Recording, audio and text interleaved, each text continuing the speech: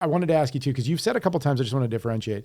Funeral director, right? That's a person, that's a job, that's the owner, let's say, or who runs it. And then funeral home.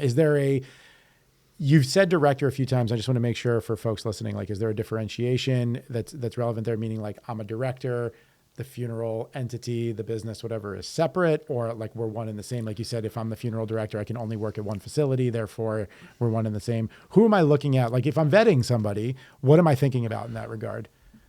So it is both separate and one and the same. So typically a funeral director, because they're only supposed to be associated with one funeral home, is that person for that funeral home, right?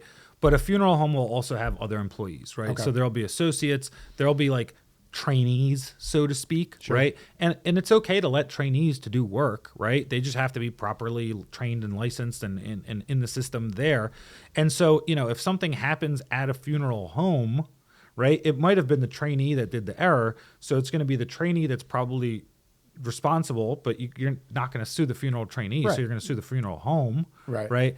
And then it's really the funeral director's job to be the CEO or the manager and to oversee and to supervise, right? Keywords, the trainee. And so then part of the claim is that you didn't properly supervise your trainee, and that's why this embalmed person looks like somebody other than who we expected to, right?